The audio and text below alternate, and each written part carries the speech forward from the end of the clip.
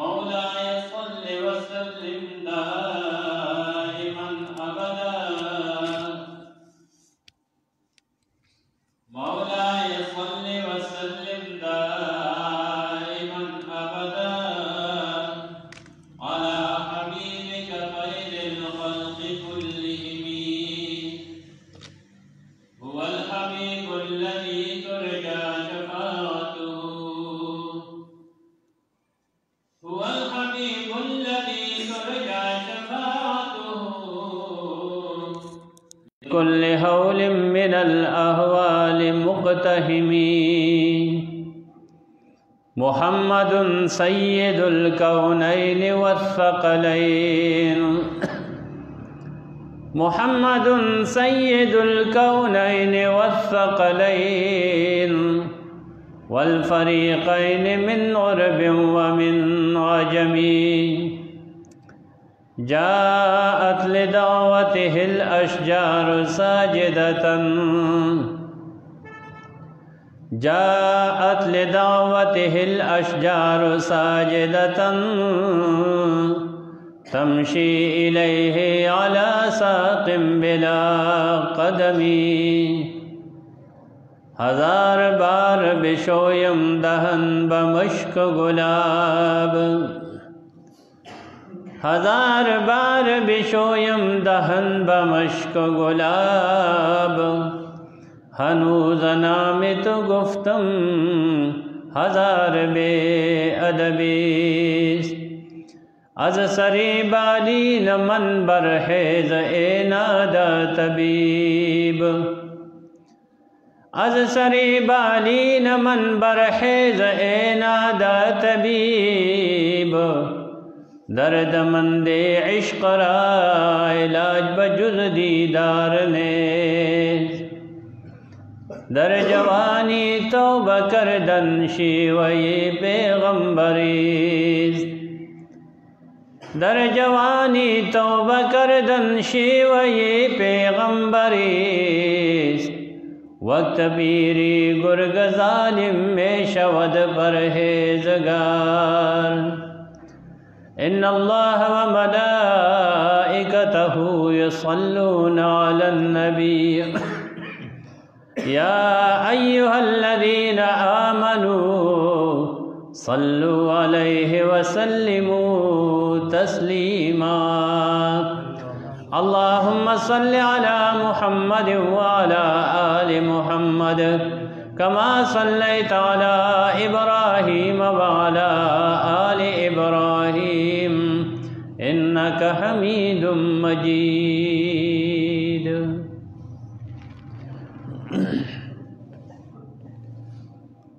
मुहतरम क़दरमुन मुसलमानान वरुणो, स्तासु दड़वान दे कुरान अज़ीम शान लगुनी समा तिलावत कला और सरद नबी अलैहिस्सलातु वस्सलाम द पाक मलगलरुना दियो हदीस से इसम तिलावत कला।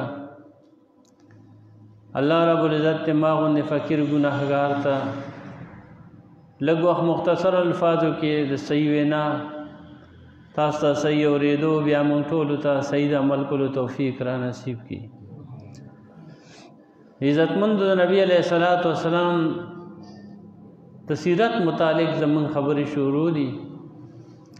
द नबी अलैहिस्सलाम अखलाक, द नबी अलैहिस्सलाम खुई, द नबी अलैहिस्सलाम शक्ल मुबारक, सीरत और सूरत मुबारक अगर हर जुमा बांधे लग लगे ऐसा बयानों। द नबी अलैहिस्सलातु वस्सलाम द जवन मुख्तलिफ पहलू दी। द नबी अलैहिस्सलातु वस्सलाम द ज़िंदगी मुख्तलिफ लारी दी। ज़का जवन दे मुख्तलिफ दा दुनिया च आबाद दा नो दा तेक डेर गण सीजुना दी, गण कारुना दी। अल दा दुनिया आबाद दा और दे के दा खलकम मुख्तलिफ थे। एक जबम मुख्तलिफी दी, एक शक्लुनम मुख्तलिफ थी, एक आवाज़ुनम मुख्तलिफ थी, دې کې خویونه مختلف دي. انو نبی علیہ الصلوۃ والسلام خود ټول مخلوق د پاره نمونه ده. نو نبی علیہ الصلوۃ والسلام په زندګۍ کې دغه ټول سيزونو طرف ته خامخاص اشاره کړې ده، په اشارت سره، په دلالت سره، په هر طریقه چې خو نبی علیہ السلام سره رهبری کړې ده، ځکه چې نبی علیہ الصلوۃ والسلام د مخلوق د پاره در قیامت پورې نمونه ده. نو چې نمونه ده نو د مالدار د پاره هم نمونه ده، د غریب د پاره هم نمونه ده، د خستا او د سپین د پاره هم نمونه ده، او د تور بدرنګ د پاره هم نمونه ده، د زنانه د پاره هم نمونه ده، او د نارینه د پاره هم نمونه ده. ته هر چا د پاره الله رب العزت یو نمونه را لېږلې ده. الله خپل قرآن کې فرمایي ولکم فی رسول الله اسوة حسنه، تاسو پر رسول الله صلی الله علیه وسلم کې ښکلې نمونه ده. نمونه ګورئ، د خپل ژوند لپاره نمونه تاسو لټوئ چې زه د خپل ژوند په کومه نمونه تیر کم، زما خوی دې څنګه ای، زما خوراک دې څنګه ای، زما لباس دې څنګه ای، زما اخلاق دې څنګه ای، زما عبادت دې څنګه ای، زما عدالت دې څنګه ای، حکومت او زما سیاست دې څنګه ای. الله رب العزت فرمایي د دې ټولو سيزونو لپاره ما یو پیغمبر درولېږه چې هغه ستاسو د ټولو لپاره نمونه ده. دغه وجه ده چې نبی علیہ السلام باندې دا ټول حالات راغلي دي، او په دغه سيزونو کې نبی علیہ السلام په خپل طبیعت چې غوره کړی دی کوم حال، نو هغه د فقیرای غوره کړی دی. نبی علیہ السلام غریبی غوره کړی ده، فقر غوره کړی دی. ځکه مالدار سړي ته احساس نه کیږي، نبی علیہ الصلوۃ والسلام غریبی غوره کړ، غریب سړي ته احساس کیږي. او بل لا چې نبی علیہ السلام خو نمونه ده، نو نبی علیہ الصلوۃ والسلام غربت غوره کړی دی. او ګوره بل طرف ته الله تعالی په د ماشوموالي نه داسې حالات راوستل چې د نمونې دپاره دي. که چېرې د نبی علیہ السلام پلار ژوندی وی نو بیا د یتیم پته به ورته نه لګېده، او بیا به یو سړي وي په دې دنیا کې یتیمانانو په هغوی به حالاتو نو هغوی به وي چې د مسلمانانو پیغمبر چې دی هغه ډېرې ښکلې خبرې، خو هغه ته د یتیموالي څه پته ده چې یتیم څه ته وایي. نو الله تعالی نبی علیہ الصلوۃ والسلام داسې یتیم که چې د سره پلار یې ورته ونه ښوده چې د یتیمانانو وروستو هغوی دپاره هم نبی علیہ السلام نمونه شي، او هغوی چېرته دا ګیله معنی ونه کړي چېرې نبی علیہ السلام د مسلمانانو دا پیغمبر چې دی دته د یتیم بنده څه پته ده. بل طرف ته الله ذوالجلال داسې کړي دي چې مور یې ورله کونډه کړه، نو دا احساس ورته هم شته چې کونډه شي، د کونډې څه د هغې د زړه څه ارمانونه دي، دغه ورته هم پته ده. نبی علیہ السلام الله ذوالجلال عجز کو، نو د عجز پته ورته هم لګي چې د عجز څه ارمانونه دي، څه خواهشات دي، څه یې په دې اړه باندې ارمانونه پراته دي. الله تعالی نبی علیہ السلام عجزي وده ورکړه. او که یو مالدار دی او هغه وایي چې هغه نبی علیہ السلام ته د مالدارۍ څه پته ده، نو الله رب العزت ورته مال هم ورکړی د خدیجې په سوونو منونه، نو مالداري هم الله ورکړې ده، او غریبي هم الله ورښودلې ده، یتیموالی هم الله رب العزت ورښودلې دی، د بیمارۍ او سختۍ هم الله پرې راوستي دي، او غربت او فقیري پې هم تېره شوې ده، لږ او تندې هم تېره کړې ده. نو دغه ټولو طرفونو په زندګۍ کې دا قسم حالات چې په چا چا دي هغه ټولو لپاره الله پاک نمونه جوړه کړه. نبی علیہ الصلوۃ والسلام داسې نمونه وه، خو په خپل طبیعت نبی علیہ السلام فقیري غوره کړې وه. ګنې نبی علیہ السلام خپله فرمایي که چېرې ما غوښتې وې الله به یو کنده د سرو زرو ډکه کړې وه، الله پاک ماله دا کنده د سرو زرو ډکوله. دا صفا مروه دا ډیری چې ده دا صفا دا یې راته سرونه جوړوله، خو ما فقیري غوره کړې ده. او نبی علیہ السلام به فرمایل وی الله وګرځوې زما هغه زندگی چې کم ده نو خدای دا قوت وګرځوي. قوت دې ته وایي چې وخت پاس کېږي، او خدای ما ته یو ورځ راته لوږه ښې یو ورځ مې مړې چې ما ته د اوږي سړي هم پته لګېږي او ما ته د موړ سړي هم پته لګېږي چې ما ته احساس د غریبای هم کېږي او ما ته احساس د مالدارۍ هم کېږي د لوږې احساس راته د مړې خېټې احساس راته هم کېږي او د اوږې خېټې احساس راته هم کېږي نبی علیه الصلاۃ والسلام داسې د غریبای او د فقیرای زندگی اختیار کړې ده چې تر ننه پورې د نبی علیه السلام په زندګۍ کې د نبی علیه السلام په ژوند باندې څوک څه قسم داغ نشي لګولی نه پې دشمن لګولی شي او نه پې دوست لګولی شي هېڅ قسم داغ په نبی علیه الصلاۃ والسلام باندې نشته دغه انګریزان کافران پکې یو اعتراض کوي چې نبی علیه السلام د فقیرای غریبای زندگی خو د مکې معظمې په دور کې تېره کړې ده وروسته خو ته په مدینه کې بیا بادشاهي میلاو شوه نو هغوی د انصاف په نظر باندې وګوري تعصب دې لرې کړي حسد دې لرې کړي بنیتیا دې ذهن نه لرې کړي لږ سات له دې لرې کړي او د نبی علیه السلام د ژوند ته د مدینې منورې والا زندګۍ ته دې وګوري چې نبی علیه السلام په مدینه کې څنګه زندگی تېره کړې ده چې کله بادشاهي شو حکمرانی شو نبی علیه السلام چې بیبیان هم وې نبی علیه السلام بیبیان یې ګڼې ساتلي چې پته ولګي چې بیبي بل دا چې نبی علیه السلام بیبیان یې ټولې کونډې او پرېښودې ساتلي دي دغه خواهش هم نو چې ګنې پیغله جینۍ به وي او نبی علیه الصلاۃ والسلام لومبی بیبي خدیجه بیبي کونډه کړې ده او بچي یې ټول د هغې نه شوي دي 3 زامن او 4 لوڼه د هغې نه شوي دي یو زیه ښځه د ابراهیم صاحب دا د ماریې کبتیې بلې یو بیبي ده د هغې نه شوې دی نبی علیه السلام د هغی چې یو بادشاه وي نو د هغه کور به داسې لکه د نبی علیه السلام کور چې و د بادشاه کور ته وګوره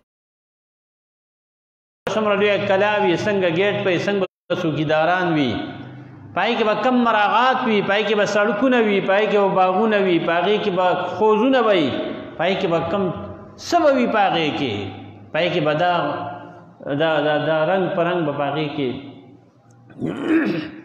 داسې کم نعمت به چې په هغې کې بني د بادشاه په کور کې د دنیا په دې مخ باندې د کمزوري نه کمزور ملک چې او په هغې کې کم د هغه ملک بادشاهي د هغه زندګۍ د هغه خوراک څښاک د هغه ژوند لباس د هغه کور او د هغه بنګلې ته او یو بنګله به وي که څو به وي د نبي علیه الصلاۃ والسلام کورونه مبارک خو حضرت عایشه بیبي فرمایي چې زما کوټه چې وه نو چې نبي علیه السلام به د شپې لمونځ کو او سجدې له به راته فغمزتني نو ما باندې به یې چونډه یې ولګوله نو ما به خپې غونډې کړو نبي علیه السلام به سجده وکړه او چې کله به سجدې نه فارغ شو نو بیا به ما خپې وغځولې دومره تنګه کوټه چې د نبي علیه السلام لمونځ پکې چې عایشه بیبي به مخې ته پرته وه نو لمونځ دپاره سجدې دپاره ځای به نه و دا د سردار کونین د بادشاهۍ زندگی ده دا د نبی علیه السلام حضرت عایشه بیبي فرمایي حضرت عروه صاحب د نبی حضرت عایشې بیبي خورهیې دی او هغه راغی عایشې بیبي له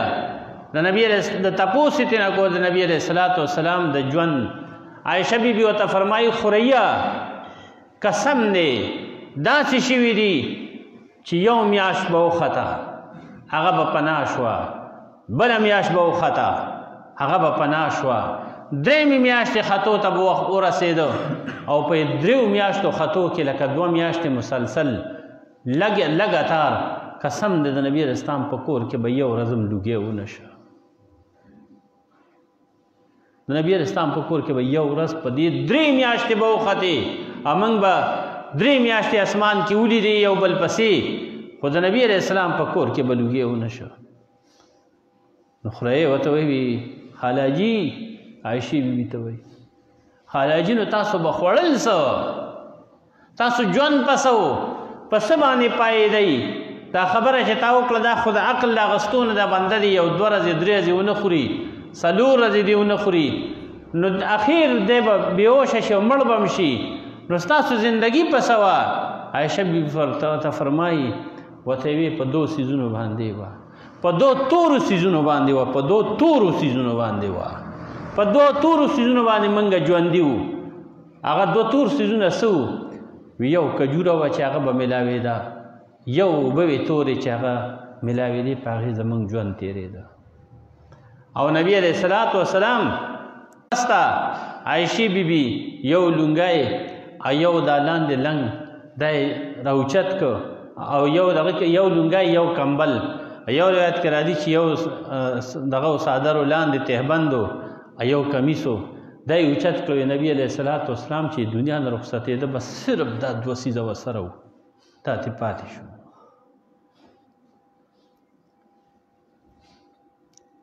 سردار کونین د دنیا دپاره الله نمونه جوړه کړې ده خو څوک پې داغ نشي لګولی چې کوم سړی مالدار یې هغه ته زما د خوږ زړه احساس به درته هله وشي چې خپل ګریوان د بل په لاس کې تار په تار وویني. هله یو سړي ته احساس کېږي چې خپله وږی نو هغه د وږو په پته پوهېږي چې خپله بې کوری نو هغه ته د نبي علیه الصلاة والسلام د کور مبارک چت د روسه پورې لا موجود و د کجورو پاڼو نه هغه چت جوړ د نبي علیه السلام د کور چت چې و دا د کجورو د پاڼو نه جوړ د نبي علیه الصلاة والسلام په کور کې څه شی نه و چې نبي علیه السلام وفات کېده عایشې بیبي د چا د کوره په هغه شپه باندې د ډیوې دپاره تیل کرز راړله او هغې بله کړه نبي علیه السلام ته یې رڼا وکړه دا د نبي علیه السلام د ځنکدن شپه وه هسې ورکره تیل نه و وخت به پاس کېده وي خیر ده که تیل نشته په تیاره کې هم وخت تېرېږي خو چې په کمرز د سردار کونین د دنیا نه رحلت او د دنیا نه رخصتېده نو په هغه شپه باندې تیلو ضرورت نو عایشې بیبي قرض تیل لاړل د چا د کوره ګاونډیانو نه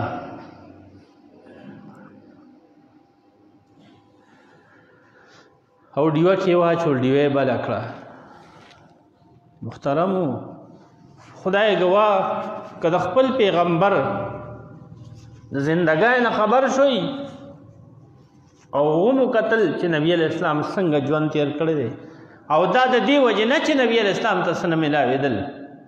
نبي علیه السلام فرمایي که چېرې ما غوښتی الله پاک ما ته دا صفا ډیری د سرو زرو جوړول ما داسې نه کول چې رستو خلکو ته پته ولګي چې رستو خلک دا داغ ونه لګوي چې هغه ته څه هغه په څه خبر دی او د غریب سړی او دومره زیاتې فقیري غوره کړې وه اللهم احینی مسکینا وامتنی مسکینا واحشرنی فی زمرة المساکین.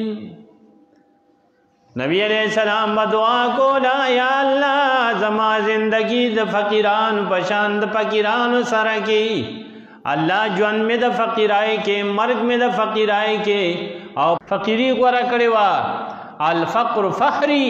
نبی علیہ السلام فرمایل فقیری زما فخر دی زما فخر او زما خوشحالی دا په فقیرای ده.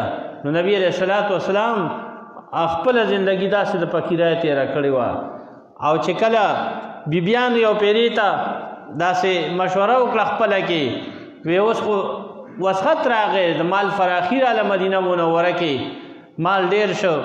نبی علیہ الصلوۃ والسلام ته وو چې د خلکو سره د خلکو بیبیانو ښکلي ښکلي کالي اچولي دي ښکلي ښکلي جامې اچولي دي موږ خو د پیغمبر بیبیان یو موږ له نه راکې. نبی علیہ الصلوۃ والسلام په هغې باندې خفه شو کور تاړو د سره رانغې بارې شپه وکړه ویې زما بیبیانې ما نه اوس سره سپین غواړي سره دي چې دوره مالونه به راتلل مال ډېر راغلی دی ډېر مال راغلی نبی علیہ الصلوۃ والسلام ته او خلکو له ډېر ورکړی دی. یو روایت کې راځي نبی علیہ الصلوۃ والسلام نه چې دا داسې د غریبۍ زندګي تېروله عایشې بیبي نه څوک تپوس کوي صحابي وی تاسو ژوند به څنګه تېرېده وی د خلکو به صدقه د هدیه رالېږله تحفه به نبي علیه السلام ته د پایو تحفه به چا راولېږله هغې به زموږ وخت تېرېده چا به پای راولېږل کله ناکله روزمره خو نه کله ناکله به یې پای راولېږل یا به څه کجورې راولېږلې د تحفې په شکل باندې ځکه نبي علیه السلام به صدقه او زکات نه اخسته تر نه پورې د نبي علیه السلام په حال باندې د صدقې او د خیراتو د زکات دا اغستل منه دي. اوس هم به میاګان سیدان خلک چې دی دپاره دا اغستل منه دي. نبي علیه السلام دا نه دي اغستي تحفه به یې اغسته ډالۍ چې ورته مونږ وو چې دا به چا راولېږله نبي علیه السلام به هغه پای یې دغه څکل په هغې باندې زموږ وخت تېر شوی دی.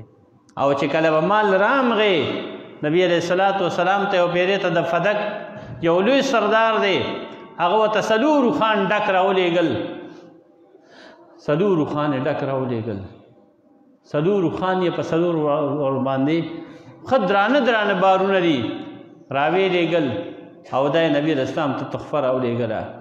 نبي علیه السلام بلال ته وی دې سره څه وکړه.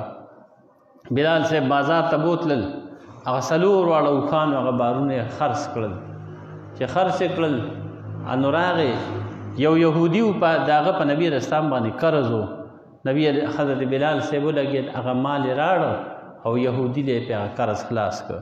او نبي علیه السلام ته راغی ورته د الله پیغمبره هغه قرض دنه خلاص شه. نبي علیه السلام ورته وفرمیل قرض خلاص شه، باقي څه پاتې شو؟ وی او جي څه دغوندې پاتې چې زما په کور کې د مال پروت یې زه هلته پروت یم، نو غریب سړي به څه حال چې زما سره به مال او غریب دی غریب وي، فقیر دی فقیر وي، او زما په کور کې د مال وي، نو زه به د هغه دپاره څه نمونه شم؟ زه به د هغه دپاره څنګه یو نمونه جوړه شم؟ زه هغه کور ته نه شم دی په کوم کور کې چې مال پروت دی. بلال صاحب ورته جي ما خو به ویشلی وې، خو څوک سوالګن دی راغلی نه دی چې ما ورکړی وې. نبي علیه السلام ورته وفرمیل چې سوالګن دی راغلی نه دی او تا چاله ورکړی نه دی، بس نو زه به کور ته نه ځم. که نو هغه شپې په جومات کې وکړه. دا د نبي علیه السلام زمونږ نمونه ده. هغه شپې جومات کړو کو بل ورځ بلال صاحب هغه مال خلاص کړ. نبي علیه السلام ته د الله پیغمبر اوږې دې سپکې شوې، هغه مال ختم شو. نبي علیه السلام ورته وفرمیل اوس په خپل کور ته لاړ شه. دا د نبي علیه السلام نمونه ده زمونږ دپاره. زندګي د نبي علیه السلام داسې نمونه ده. په چا باندې داسې غریبي راغلې ده. نبي علیه السلام خپلې خېټې مبارکې سره 2 ګټې کلکې تړلې وې د لوږې د وجې. چا باندې داسې وخت راغی دی وخت چې خپلې خېټې سره ګټې وتړي چې هغه ګېټه پې جوخته کړي، ملا سره جوخته شي او د لوږې هغه تکلیف او درد یې کم شي. د نبي علیه السلام د لوږې د درد د کمولو دپاره خپلې خېټې سره ګټې تړلې وي. داسې به په چا نن سبا داسې غریبي، داسې سخته به په چا وي، داسې وخت به په چا وي لکه نبي علیه السلام چې تېر کړی دی. نبی علیه السلام نمونه وه، نو په رښتیا نمونه وه. او د غریبو غمخوار هم و ډېر زیات. په خپلې غریبي غوره کړې ده. د غریبانانو غمخوار هم و ډېر زیات. داسې به یې غمخواري کوله چې د خپلوای به ډېر خیال ساته. چې کله نبی علیه السلام د 40 کالو شو، وحی ورته نازلېده او پیغمبر کېده. د دې نه مخکې چې لا پیغمبري ورته نه ده میلاو، نبي علیه السلام خوبونه لیدل شروع کړل.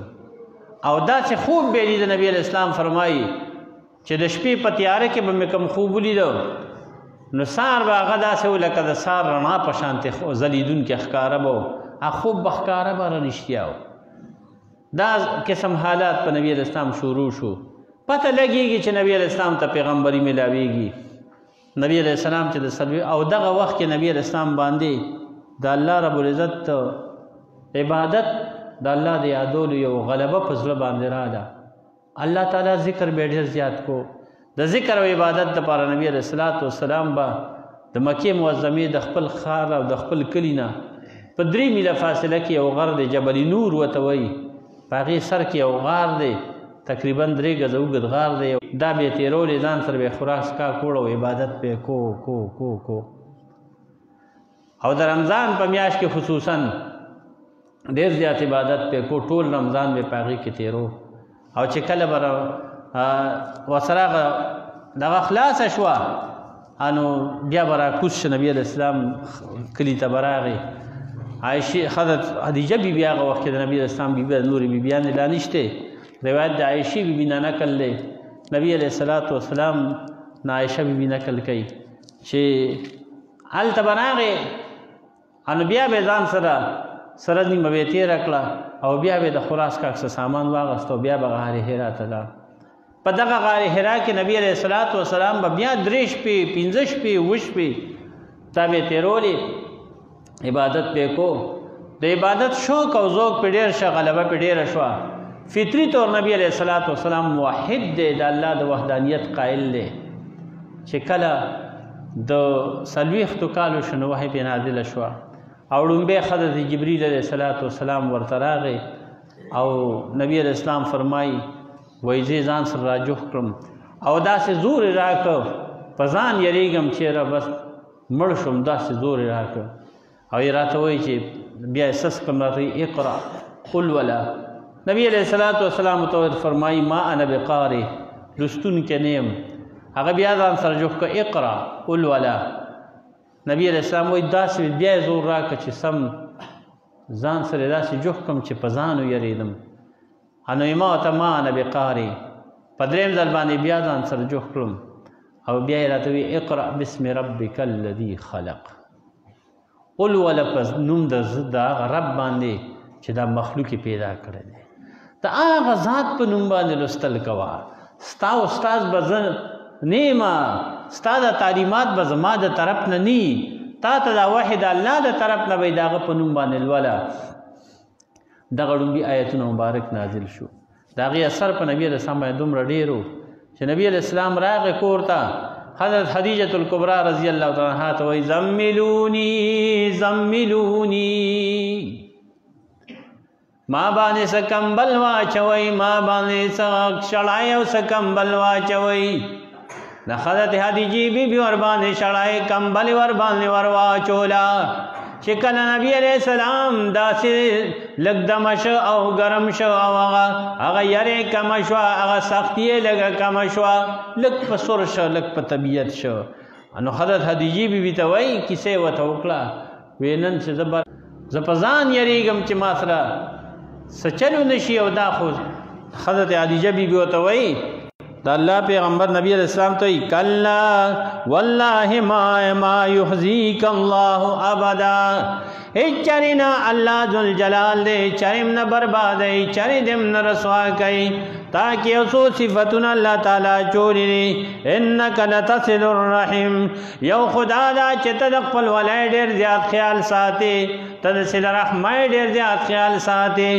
دویمه دا ده وتحمل الکل، او چې کم داسې غریبانان فقیران دي نو هغه او چا باندې تکلیف ته نو هغه تکلیف پورته کوي. وتکسب المعدوم، فقیران او غریبانانو سره امدادونه کوي، هغه یې له ورکړه کوي. وتقرئ الضیف، او درې څلورمه دا ده چې د میلمستیا د میلمنو ډېره ښکلې میلمستیا کې ښه زلمیتوب در کې موجود دی. او بل دا ده وتعین علی نوائب الحق. درې پنځمه دا ده چې تا چا کومو خلکو سره په حق کې زیاتې ظلم کېږي نو ته د هغوی مدد کې. دا پنځه کارونه د نبی علیہ السلام د هغه دور چې دا پیغمبري ورته نه وه میلاو. یو صله رحمي پاللو، صله رحمي داسې پاللې د محترمو. حضرت حلیمه بیبي دا یو خبره ته کوم، یو خبره باندې به په میاشتو وخت لګېږي په یو مضمون د نبی علیہ السلام د زندګۍ خلاصېږي به نه. خو دا خو هغه مشت نمونه خروار چې ورته وایي هغه چل دی. دا خو هغه موټې زمیندار کاکا پولیس کې سره وتړي، یو موټی غنم او وړي بازار ته، دکاندار ته وایي دا غنم به رانه په څو والې، پکې ګوته ووایي راوایي وایي دا به نه په دوره والم. هغه یو موټی غنم نه یادوي، دې موټي غنمو سره کور کې رشه ده پوره بوجای دی، هغه ټول یادوي. خو دا پکې به دې ته وګوري هغه یو موټي نه قیاس واخلي. دغه شان د نبی علیہ الصلوۃ والسلام د زندګۍ یو پهلو باندې صرف موټی درته به در کوم، موټی نور که په هغې باندې بیا ته ګورې نو کتابونه به ګورې، هغه ما ستا په علم کې نه راځي یا نه په یاداشت کې راځي. چې د نبی علیہ السلام ژوند په کم پهلو باندې ګورې، که هغه د غریبۍ په پهلو ګورې، که هغه د جهاد په طرف باندې لاړ شي وګورې، که د حکومت په طرف لاړ شي وګورې، که د عدالت په طرف لاړ شي چې عدل یې کم کړی د محترمه. نو چې یو فاطمه نومې دی چې د هغې نه لاس کټ کړ، د یو لوی سردار او د لوی خاندان نه وه او په غلا کې ته لاس ته نو هغه یې ویې دې نه لاس کټ کول که دی په داسې فدیه وي ور به کو، خو دې غلا کې ته لاس. نبي علیہ السلام ورته دا خو فاطمه ده د پلاني لور ده، قسم دی که دا فاطمه د محمد لور وې فاطمة الزهرا به مې ته دا لاس کټ کولی. داسې عدالت یې کړی دی دومره حد ته. نو که هر یو طرف باندې ځې، خدا خواست زه تاسو ته هغه موټې خبره کوم، داسې هیله نشانه در کوم چې نبی علیہ السلام خدیجې بیبي ورته وی تا به خدای چرې نه خرابوي، یریږه مه په ځان. ولې جي؟ وی تا کې صفتونه دي د هغه دور چې ته لا پیغمبر نه وي نو تا کې داسې صفتونه دي. یو خدا ده چې ته د خپلوای ډېر زیات خیال ساتې، نو د خپل ولای خیال ساتل ما تاسو ته مخکې یو بیان کې ویلي چې خپل ترې دی ابو طالب او عجز دی کمزور دی او بال بچهدار دی نبی علیه الصلاۃ والسلام هغه د پاره ګډې سرول کړي دي او په قیمت باندې د یو درهم په شپږمه برخه باندې لکه څلورنیز خو د روپۍ څلورمه حصه ده د څلورنیز نه شپږمه حصه د درهم دا به دی دیاړي او په دې به ګډې سرولې دې باندې به ګډې سرولې نو محترمه نبی علیه الصلاۃ والسلام د خپل ولای دوره خیال ساتلی دی چې هغه خپل تره باندې بوج سپکولو لپاره داسې کړي چې په دې ګډې سرولې ده او مزدوري کړې ده او دغه بچو یې راوړې ده د خپل ولای دوره خیال ساتلی دی او دغه تره دپاره شام ته تللی تجارت لا او د خدیجې بیبي غلام سره میسره هغه سره په د غلام او د نوکر په شکل تللی دی ورسره مدد کړی تجارت یې کړی دی د خپل ولای خیال ساتلی دی نبی علیه الصلاۃ والسلام ته حلیمه بیبي تاسو ته مخکې واقعه سر کې تېره شوې وه چې نبي علیه السلام لی پای ورکړي وه بوتلې او پای پې څکولې دي هغه حلیمه بیبي چې نبي علیه السلام بیا تقریبا واده یې کړی دی خدیجې بیبي سره واده شوی چې بیا راغی راله مور بیبي حلیمه بیبي راله او راله د سره ملاو شوه چې ورته یې وکتل وایي دا خو زما مور راله دا خو زما مور راله دی په ما پای څکولي دي نبی علیہ السلام بہت صادر وغړو پاغي به کېنولو ما سره دې ځای کېنه خمورې ته څنګه ډېره موده پس راغلې نبی علیہ الصلاۃ والسلام حالانکه پیغمبر نه دی لا نبی علیہ السلام لا پیغمبر نه دی ورته ویې بچیا زمونږ په علاقه کارتسالي ده او ډېره کارتسالي ده زما هغه ګډې م ټولې مړې شوې ختمې شوې او څه شی نشته نو بس ما یې چې ورکه لږ داسې مکې ته به لاړه شم دا د بنو سعد قبیلې و دا لرې مدینه مکې نه لږ بهر یو ځای دی نو یې زه ځکه رالم نبي علیه الصلاۃ والسلام ورته ویې ښه راله مور بیبي خدیجې بیبي له نبي علیه السلام راغی او ورته ویې وایي یاره دغه شان د ما مور ده راغلې ده په هغې ډېر سخت حالات راغلي دي څنګه چلو کو نو هغې خو ورته ویلي وې زه ستا زما مال ستا زما جان ستا زما هر څه ستا 40 ګډې وله ورکړې وې دا د دې مور له ورکړه چې دا ځان سره بوځي یوې وله اوښ ورکوې په دې باندې سورکه دی د دې ګاډه شو دا د دې سورلي شوه په دې به سوره شي او دا ګډې ورسره که دا د دې دی وله تحفه کې ورکړې نبي علیه السلام د خپل وای دوره حالانکې خپله مور نه ده پیدا تې نه دی پای پې سکولي دي او نبي علیه السلام د هغې دومره زیات خیال ساتلی دی شیما بیبي د دې حلیمې بیبي لور ده دا د شیما بیبي د نبی اسلام رضاغي خور ده په یو جهاد کې چې جهاد وشو بنو حوازن قبیلې انو چې هغې کې هغه غلامان او هغه مال کم راغی مال غنیمت نه پای کې شیما بیبي هم راغلې ده نبی علیه السلام چې وکتل دا زما هغه خور نه ده پیدا ده که نه وایي ښه نو بس هغې کولا وکړه ورته ویې دا ما د خپله ځانه دا ازاده کړه ځه ته ازاده یې هغې ازاد هم کړه یو وله ویلده ورکړه یو وله غلام ورکړه دا به ستا د خدمت دپاره یي نبي علیه الصلاۃ والسلام ژوند نمونه ده یاره مونږ ته چې مونږ ته همدردي خو مونږ ته صرف موږ نه دی خولی مونږ ته د غریب مرسته خولی ده مونږ ته د غریب سره امداد خولی دی مونږ سره د فقیرانو د کونډو رونډو یتیمانانو دپاره منډې تړلې خولی دي د هغوی امدادونه مونږ ته دا سبق خولی دی دا یو سبق دې زده کړی چې بس تسبیح واړو دا یو سبق دې زده کړی چې موزو کا دا یو سبق دې زده کړی چې نبی علیه السلام عمره کړې ده عمرې له لاړ شه فرض موز نه کې عمرې له ځې دا عمره ده دا عبادت دی که دا یو پړک پړوک دی دا پته به هلته لګېږي چې دا سترګې زما هم پټ شي ستا هم پټ شي دا مونږ څه کوو دا زه کم پله روان یم زه سهار موز زه په ټول کال کې یو اختر بل اختر کوم او عمره کوم دا عمره ده دا نبی علیه السلام ما ته دا خولی دي دا نبی علیه السلام ما ته دا نمونه ښودلې ده چې فرض موز جمع سره زه نه کوم جمع له نه راځم عمرې له ځم حج له ځم دا سیل له تللي که دا عمرې له تللي عمرې له خو د هغه څوک ځي چې هغه رده شپه په ځان په عبادت یو کړي هغه څوک دي چې هغه نه په زندګۍ کې تهجد قضا نه شي نو دی دې لړ شي ما غوندې سره ځي موږ سره ځو بې د دې نه چې دا یو سیل دی، بې د دې نه چې دا بس یو بین الاقوامي میله تې موږ جوړه کړې ده. نبي علیه السلام ما ته څه ښودلي دي؟ نبي علیه السلام د غرمې ټایم د کور کې پروت دی، زه تاسو ته هم د تاسو ته صرف موټې موټې خبره کوم. کور کې تشریف فرما دی او د غرمې ټایم دی او د قیلولې ټایم دی. نبي علیه السلام آرام کو. بلال صاحب ته ویې زه لغونې دمه کوم. نبي علیه السلام به قیلوله کوله او دې کې بار آواز وشو، دروازه وټکېده. بلاله جی ته بهروزه څوک دي؟ غرمه او بیا د عربستان غرمه، خو ډېره سخته غرمه وي. بلال صاحب بار ووته، یو سړی د تور حبشي سړی دی. هغه ورته وایي بلال صاحب ته وایي ته څوک یې؟ زه بلال یم. کور کې نبی علیہ السلام شته، محمد شته صلی الله علیه وسلم؟ وی او جی شته. زه دننه درتلی شم او راتلی شي. بلال صاحب را دننه شه، هغه ورپسې را دننه شه. نبی علیہ السلام ته وایي ته محمد یې صلی الله علیه وسلم؟ او جی زه محمد رسول الله یم صلی الله علیه وسلم. ته خلکو ته څه وایې؟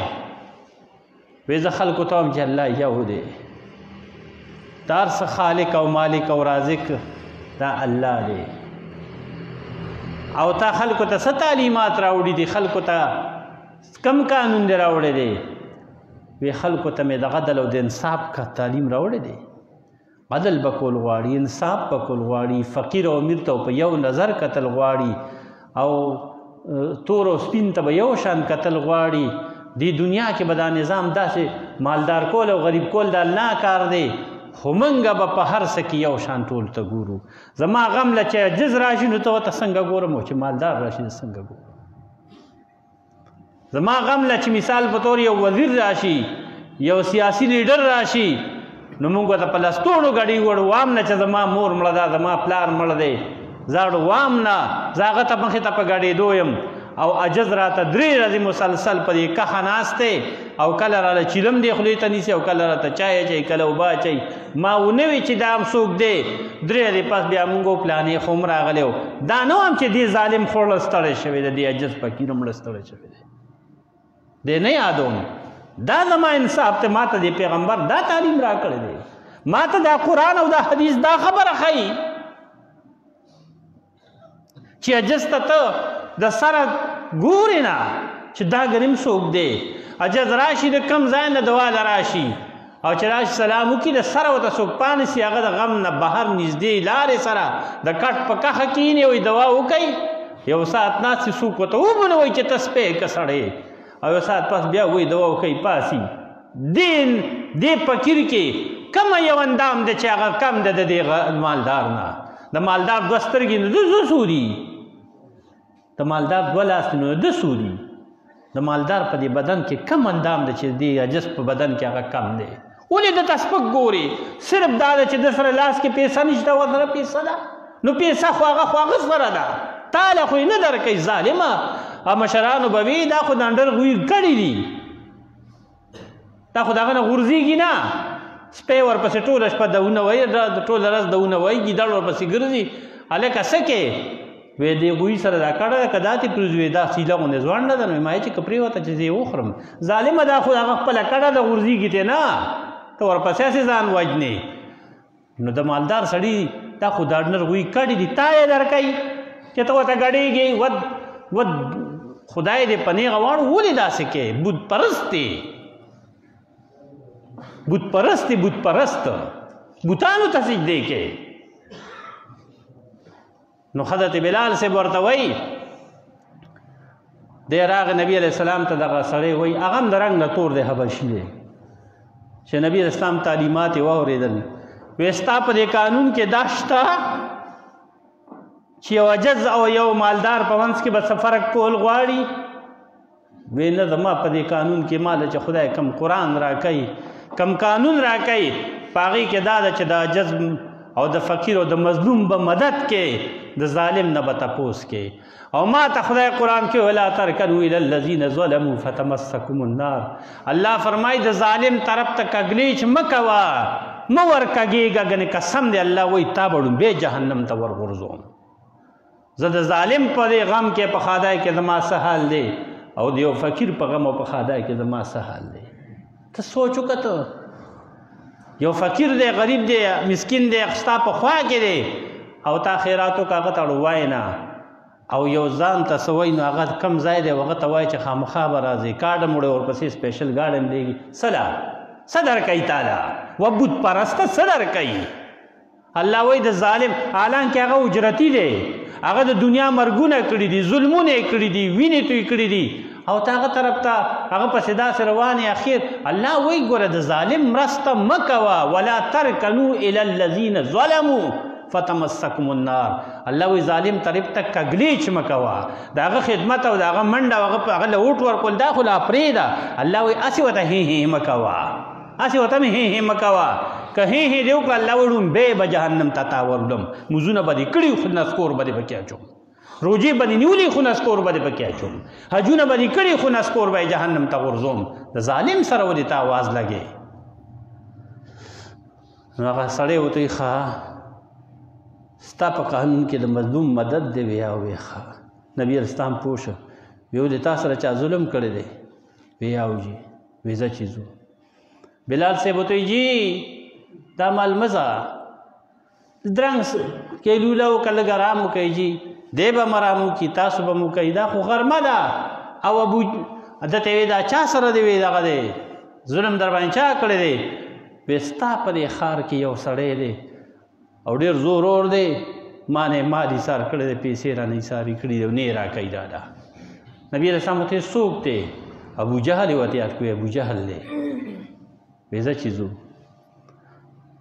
بلال صاحب ورته وایي جي د غرمې ټایم دی هغه به هم ودی، تاسو هم ارام وکئ، درنګ له ماسپښین دی مونځ به وشي بیا به لړ شئ. ورته وایي بلال چپ، دا خبره ما ته وکړه، در هغې پورې کېناستی نشم، در هغې ارام نشم کولی چې څو مې دې فقیر تپوس د هغې ظالم نه نی کړی. نبي علیه السلام ما ته صرف نفل نه دي قولی چې تسبو له دې زور ورکړی دی، ډېر ښه آسان کارونه موږ صحیح کړي دي. نبي علیه السلام مخکې شو، هغه تور سړی ورپسې دی چې هلته ورورسېد، دروازه یې وټکوله. ابو جهل دغه هیله ډډه لګولې وه، بس ارام یې کو، راپاڅېده او یې زما د په لات او په غزه باندې قسم وي چې زما په دې کوڅه کې څوک هم دی او زه دروازه کولاو کړم او چې دن ما کلس نیستی دی به زه برابر کړم، دا په دا مال ما ته څوک ولې اواز کوي؟ ولې خو ځان ته غاوره و که نه، خو ډېر لوی سردار و که نه. نو راغې دروازې له خو په دې نیت راغې چې څوک مې نو بس چې څنګه دروازه کولاو کړم لومبې به ترې شړک وباسم. خو چې دروازه یې کولاو کړو نبي علیه السلام ته یې وکتل نو زر داسې غلی شه. ورته وایي محمد صلی الله علیه وسلم دا په دا مال ته څنګه راغلی؟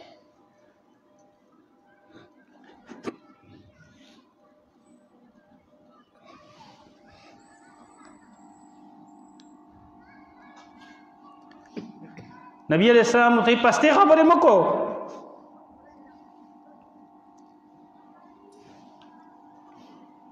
د دې سړي په تا څه حق شته؟ ورته ویې او شته. ویا وله ورکه؟ وی ښه جي دا سوال جواب دی. نبي علیه السلام ته یو دا سوال جواب دی، وی دې دپاره ته راتلې زما کوڅې له تا به څوک رالېږلی وی که نه زما ایمان تا به کتلی یم، دا روب دی د پیغمبر پې دورانګې دا خو د پیغمبر لوی دشمن و، روب پې د نبي علیه السلام دومره غالب شو. نبي علیه السلام دغه وخت کې دومره په قهر کې تللی دی، دومره په دغه کې تللی دی چې څه به ورسره کېدل ابو جهل سره. ورته یې لړه وغه چې څه مال یو چې کوم هغه بند کړی او دنه یې ایثار کړو هغې راړولې ورکړو. ورته ویې د الله محمد صلی الله علیه وسلم ته زما کوڅې له دې له راتلې، تا به څوک رالېږلی وی ما به دله دا شی ورکړو، تا څه له تکلیف کو چې راتلې؟ بیا ورته وایي چې نبی علیه السلام دې سړي ته مخ راواړو، وی تا ته خپل حق میلاو شو؟ وی او جي. وی پوره دی؟ وی او جي. څه کمې پکې شته؟ وی نه جي. مال لا ته پوره میلاو شو خو یو شی کم دی. وی څه؟ وی د وړای یو تیلی و ډېره ښکلې هغه ورسره وه، خو هغه تیلی ډېره قیمتي وه، خو هغې رانړه. نبي علیه السلام دته وی هغه تیلی راړه. هغه ورته وایي جي رستو مازدیګر رستو به یې وله بیا ولږ ځای ته ورسوم، تاسو ځئ تیلی پته نه وي چې ما کوم ځای کې ده. نبي علیه السلام ورته وایي دا خبرې پستې او اړول راړول د خبرو مه کو، یو خوا بل خوا مه ده ته هم چې تیلی راړه. ابو جهل بیا دا وکړه کور ته، او لږ ساعت نه لږ ساعت پس یو تیلی راړه. ورته ویس جي د ده چې کومه تیلی وه هغه مې ونه مونده، دا بله تیلی مې هغې په دی راړه او زما خیال دی چې دا به د هغې نه بهتره دی دې وګوري. نبي علیه السلام هغه ته ورکړ داسې هغه چې واغسته. ورته یې څه دې خیال دی؟ هغه ورته یې د الله پیغمبره زما چې کومه تیلی وه هغه د دې په شان نه وه، دا ته ډېره ښایسته ده او ډېره قیمتي ده. هغه زما هغه دوره قیمتي نه وه، دا قیمتي ده. ابو جهل ورته یې د هغې په بدل کې مې وله دا ورکړه، دا دې واخلي. او وی بیا دپاره د نبي علیه السلام ته وایي داسې خدمت چې نو څوک رالېږه ته به تیار یم. هغه سړي د خپل مال او خپل دغه ورکړو ته یې وشو کار وي.